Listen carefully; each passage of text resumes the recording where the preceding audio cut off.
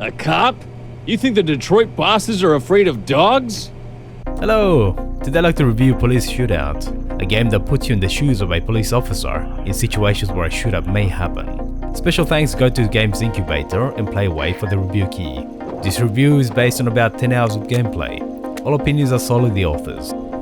You're all busy people, so let me answer your most pressing question first. Are you going to enjoy it? The 30-second spiel is that this game puts you in the shoes of a police officer responding to callouts. Your task is to resolve situations, and the game gives you any number of options, including killing suspects in gunfights. But the object of the game is to avoid killing as far as possible, and you have a variety of non-lethal means to resolve situations, including negotiation. If that sounds like something you'd like, then stay with me and I'll delve deeper into the details. The name of the game is a bit misleading, because the game isn't about engaging in shootouts, but rather about showing the player the entirety of police work. This includes investigating for physical clues, questioning witnesses and gaining their cooperation, and subduing suspects, peacefully if possible, but as a last resort you'll engage in gunfights. The game takes place across missions, you're given some basic information and must investigate further. And the game does give overall directives and records the clues you've discovered, but it's up to your judgment to decide whether you believe what you've been told and how to proceed. There's also an overarching plot of your missing brother. You requested a transfer to this district specifically to look into this, and this provides a plot to link the various missions together. But something smells, especially when you keep getting told to stop looking.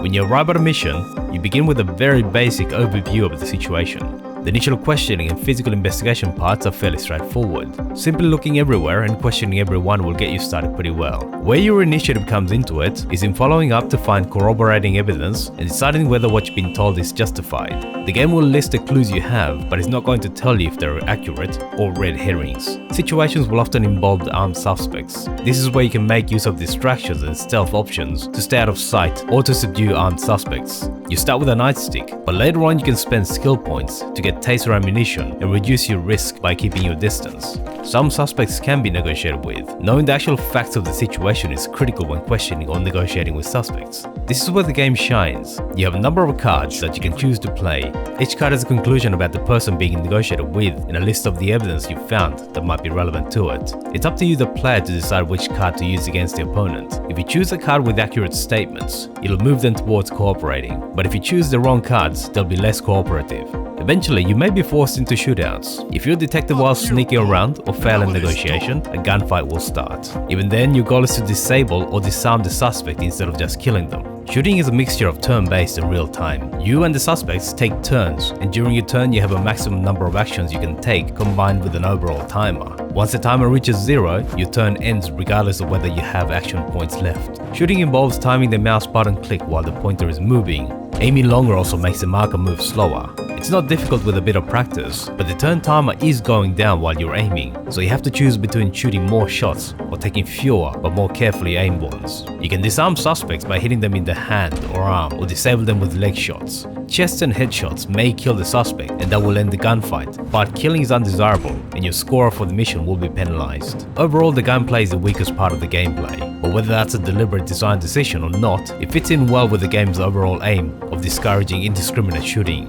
One particularly frustrating aspect about these sequences is that they're limited in where you can move, so sometimes you end up with nowhere to move and you just have to stand there and shoot until one of you is done for. Suspects can also move very large distances when combat starts. That can throw your plans out of kilter, as they sometimes end up running past you and setting up behind you instead of where you might expect them to move to. You'll be directed to return to your patrol car and end the mission when all suspects have been subdued, but you can take a look around to see if you missed anything. Once the mission ends, the game will score your performance based on your actions. You'll be rewarded for following procedure and verifying clues, and penalized for killing suspects. As you complete missions, you'll gain skill points that you can spend to improve your performance in the gunfight, negotiation, and stealth aspects of gameplay. If you wanted to nitpick, you could criticize visual aspects like the reuse of faces and the coloring of hair. You look sus, man, I keep seeing your face everywhere. These people have some funky multicolored hair. There may be some people who are bothered by that, but within each mission faces are unique, so it really shouldn't be an issue. I'll use the first mission as an example. You're called out over a routine parking lot accident, and the mission starts when you arrive. Your computer will give you basic situational information, but as a police officer, you're supposed to report your movements. You'll get a prompt on the top right of the screen when there's a radio interaction available. All new evidence has been recorded. While you're doing this routine check, you'll hear gunshots and people will start running out of the supermarket. Guess who needs to investigate? Don't forget to report that gunshots have been fired.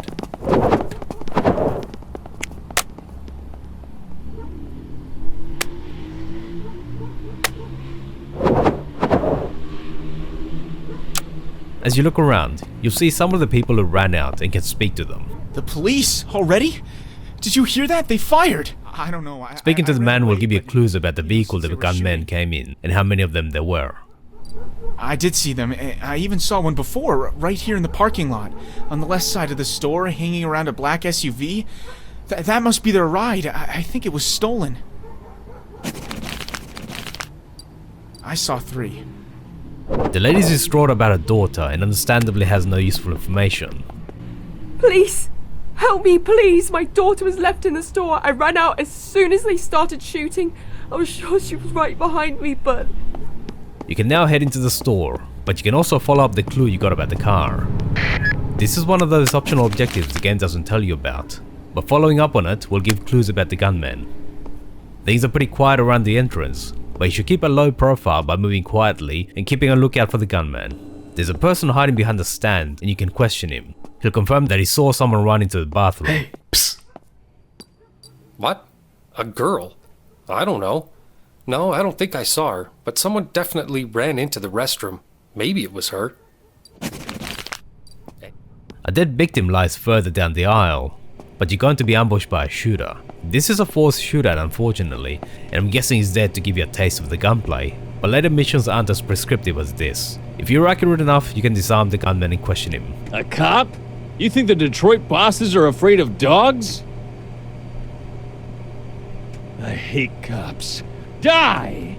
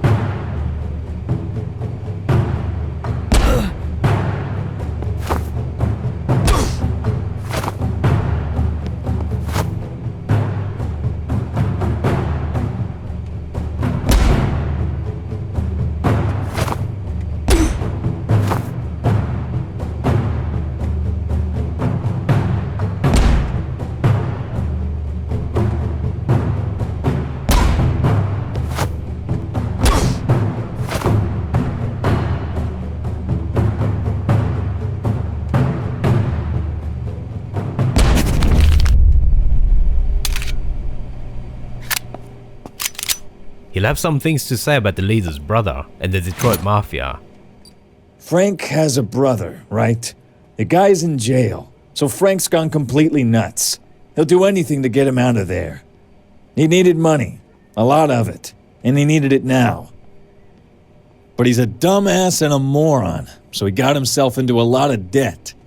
He's still up to something. Some serious shit. Can you keep up, cop? That correlates with what dispatch said after inspecting the car outside, but there's also statements that clash. What you're told could be true, or it might not be. You're also supposed to report the dead civilian and call for an ambulance and a coroner. You can check out the toilet to see if the missing girl is there. Plus some warehouse doors, but they're both locked. Further along is another suspect, but if you sneak around him, you'll see a civilian hiding. He's the maintenance guy, and can give you some information about the behavior of the gunmen before they started shooting. I saw this guy talking on the phone. He looked like he was gonna shit his pants. You know, scared. And then when he finished talking, he pulled out a gun and started shooting. They were fighting with each other like a bunch of kids. One of them kept asking for money, and the boss told him to shut up. He can also give you the keys to the bathroom and tell you about the warehouse keys the manager has. I generally have most of the keys to the locks in the store. The manager has the key to the warehouse. I don't know where he is. I last saw him at the bakery.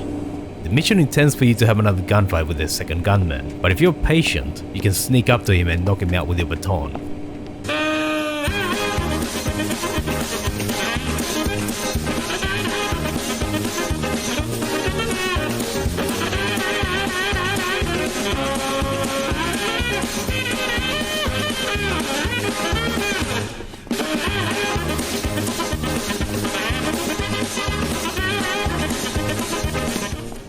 He has very little to say, unfortunately. You can also speak to the manager who's in the bakery section, and it'll give a few more clues. I just don't know what they wanted. They came by, made a fuss. They didn't even touch the cash, so it's not about the money, is it?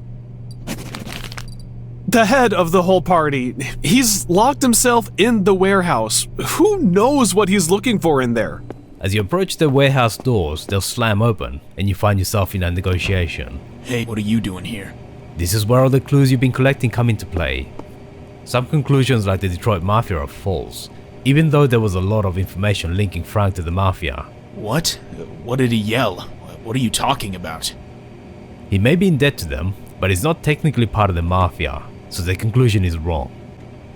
They were handing out money, so I took it. But I don't do anything for them, I never did. And the moron who told you that is a clown and a lunatic.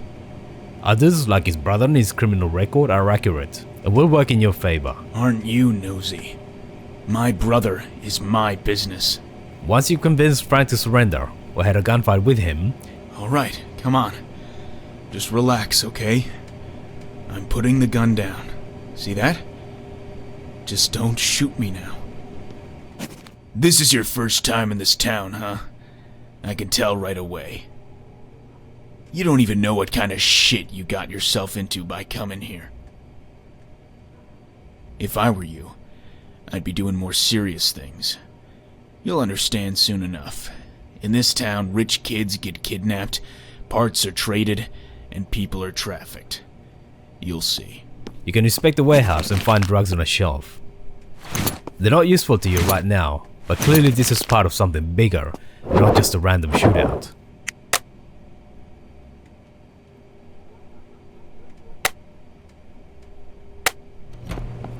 And to tie up loose ends, the missing girl is found in the ladies' toilet. Leave me alone! Please leave me alone! She has another clue, but it's relevant now. He was shooting at me. I ran away, but I was so scared. Thank you so much. I was so scared for her. I really... Thank you so much. As you leave, your captain is there to meet you, and he's not exactly encouraging when it comes to looking for your brother. Wait. We'll talk. I went through your file, and I know everything, Price. You're here looking for a brother who disappeared a while back, right? Look, I don't usually get involved in stuff like this, but focus on the job, huh? I'm giving you good advice, Price. Give it a rest. There are people working on it. You know that rule about a surgeon not cutting on himself? Yeah, seriously, let it go. That's part of the overarching plot. Overall, the game is pretty nicely put together. It's squarely aimed at people who enjoy games that reward your ability to take clues and come to the right conclusion. If you're someone willing to take a bit of time to look around and investigate, this is a game that will reward you for it. Good evening, America. Here's the news.